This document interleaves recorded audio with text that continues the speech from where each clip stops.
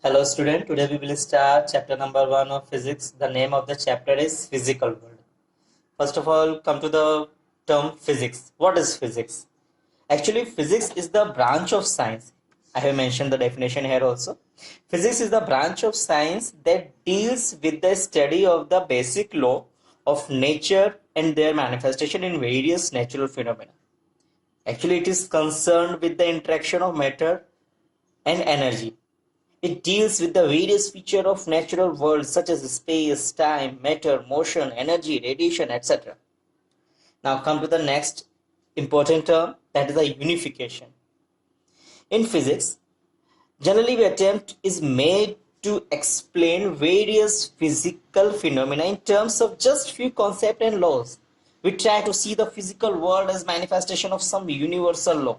For example, the same Newton's law of gravitation can be used to describe the motion of a body falling towards the earth, motion of the moon around the earth, and motion of the planet around the sun. It all attempts are being made to unify fundamental forces of nature in the pursuit of unification. The next term is reductionism. Another attempt is made in physics is to explain a macroscopic system in terms of microscopic constituents. For example, thermodynamics was developed to explain the macroscopic properties such as temperature, internal energy, entropy. Actually, these terms we will discuss further, okay, etc. The bulk system, later on, these properties were explained in terms of molecules in kinetic theory and statistical mechanism. Now, next.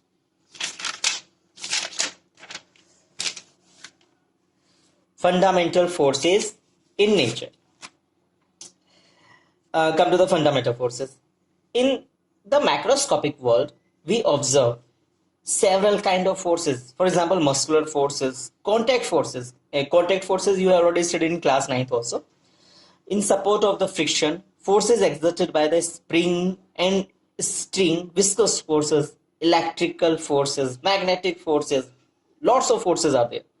All these forces between the macroscopic objects arises from the two fundamental forces, and these are the two fundamental forces, that is gravitational force and electromagnetic force. In the microscopic world, now I am talking about the microscopic world.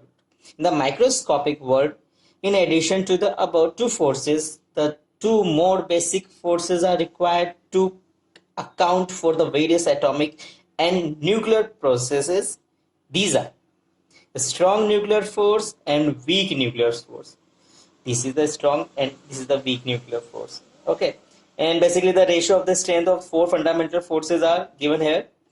By this ratio, you can easily identify that the gravitational forces is weakest among all the fundamental forces, and nuclear forces, which is the strongest one, this is strong nuclear force, is the strongest among the all fundamental forces. Now we will discuss one by one each and every force. First of all, gravitational force.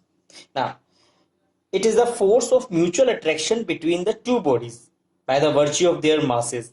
It is the universal force, no doubt, because we can't say that gravitational forces does not exist in another planet. It is totally wrong. Gravitational force will exist everywhere in our universe.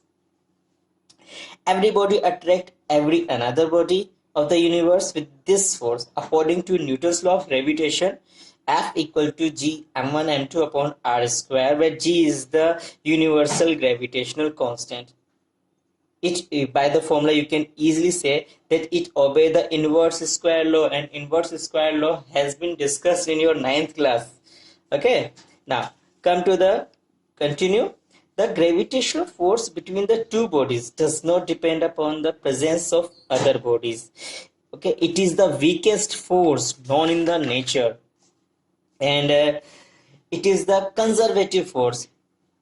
Conservative force and non-conservative force we will discuss in our next chapters. Okay, no need to worry about this. Okay, now come to the examples of gravitational forces. Okay, all bodies fall because of the gravitational force of attraction. exerted on them by the Earth. Gravitational force governs the motion of the moon and the artificial satellite around the Earth and the motion of the planets. Gravitation plays a key role in the formation of evolution of stars, galaxies, and galactic clusters. Now come to the electromagnetic force.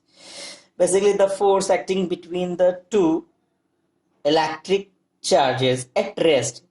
Please keep in mind, I have used the word at rest. I repeat, the force acting between the two electric charges at rest is called electrostatic force, and according to Coulomb's law, the magnitude of electrostatic force between the 2 point charges q1 and q2, which is separated by the distance r, is represented by again F equals to k q1 q2 upon r square. Okay, we will discuss about electrostatic force in detail in your 12th class, so no need to worry about the electrostatic force right now, but continue with the basic points. The electrostatic and magnetic force are inseparable and are considered as the two facts of a general force known as electromagnetic force. Now, what should be the properties of the electromagnetic force? First, electromagnetic force may be attractive or repulsive. This is the difference between the electromagnetic force and gravitational force. Gravitational force is only the attractive type, but it is attractive and repulsive. Both properties you should keep in your mind. Second, it obeys the inverse square law. It is again the conservative force, and it is 10 to the power 36 time. You can't imagine about the size. You can't imagine the figure 10 to the power 36 is a very big quantity. It is 10 to the power 36 times stronger than the gravitational force. Okay. Now, continue with the strong nuclear force. Strong nuclear force.